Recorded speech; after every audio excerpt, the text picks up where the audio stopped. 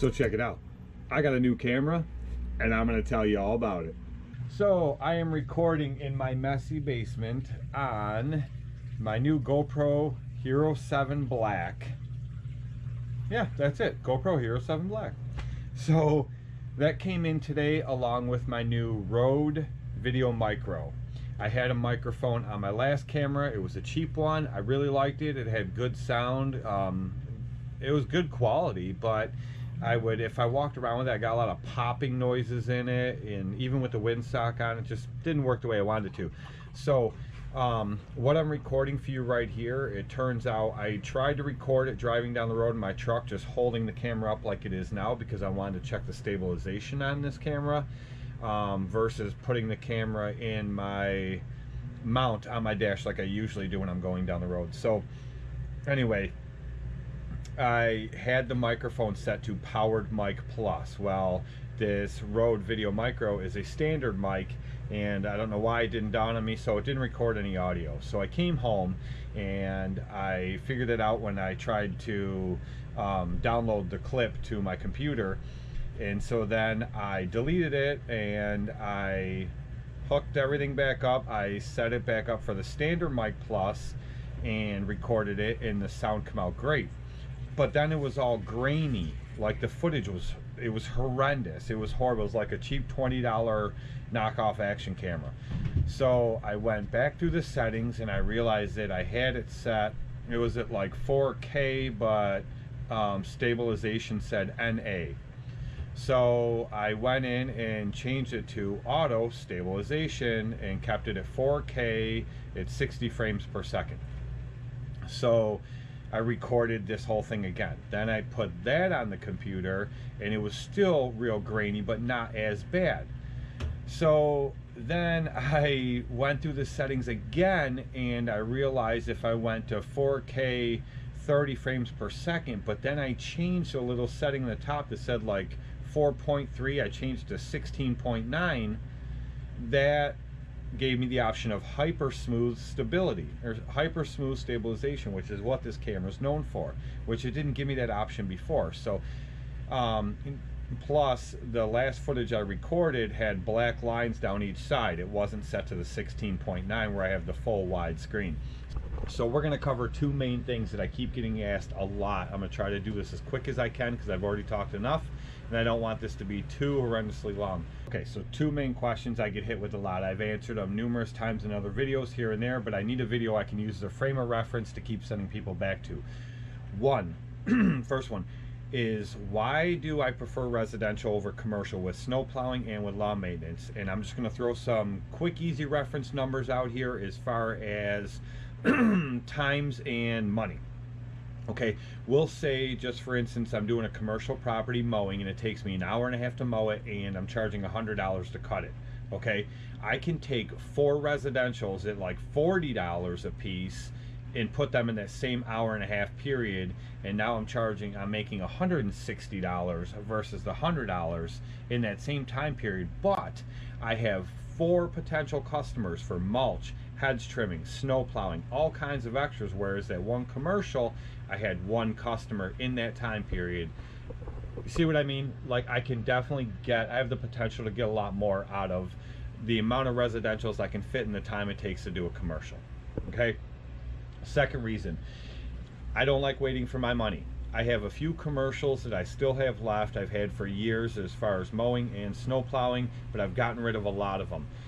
In New York State, where I'm at, they have, any commercial company has 90 days to pay you. It may be the same everywhere else, I'm not sure. I just know what it is in my area. They have 90 days to pay regardless of what a contract says. All my invoices say net 10 days. I can have them signed to the net 10 days. I can have them signed to a contract that says 30 days. It does not matter. They have 90 days by law in New York State to pay me regardless of what they sign. Okay, and some companies will make you wait right to that last minute. The lighting down here is horrible, but I'm just trying to move around because I want to see what this camera is going to do.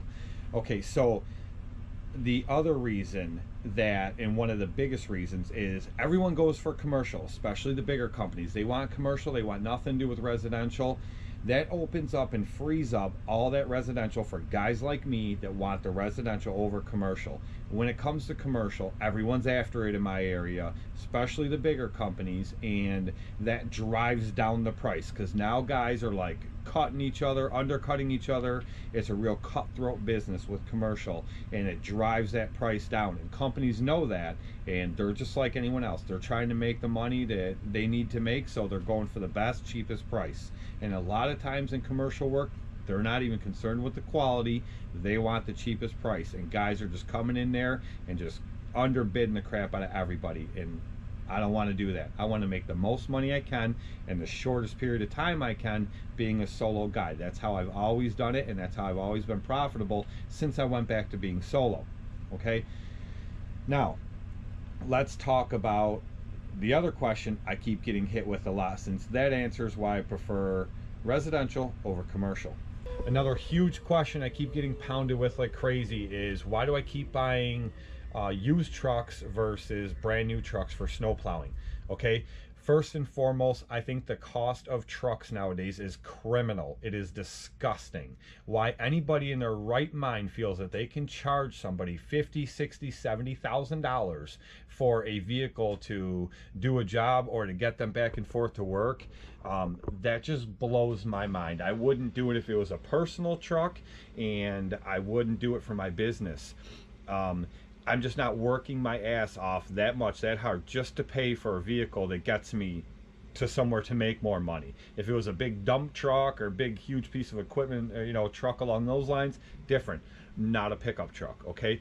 And you can take a 2019 2500 HD GMC Sierra and compare it to my 05 GMC. It may be a little nicer, it may look cleaner, you know, but all in all, I can push the same snow that you'll push with that 2019. I can pull everything you can pull with that 2019. It's just not an issue. And as far as like warranty work and things like that go, I'm a mechanic. I've been working on my own stuff forever. I enjoy doing it, and anything that I can't fix, my buddy Ryan will be there at a second's notice to help me fix it. So I'm not concerned with that stuff. The other reason why is I am a part-time plow guy. I'm not full-time. I've explained this 100 times. You know, I stockpile money away all summer to get me through the winter. I learned many years ago, do not gamble your business or your livelihood on whether or not it will snow, because you'll lose. I screwed myself years ago doing that, and I'll never do it again. So I pile money away all summer, and I just plow in the winter to give myself something to do, which that may be coming to an end, and future video on that. But, you know, it's just, I don't need all this brand new stuff to do the part-time stuff that I do. So I hope this answers the questions for you guys. I am going to be coming out with a video on camera gear. I now have this GoPro 7.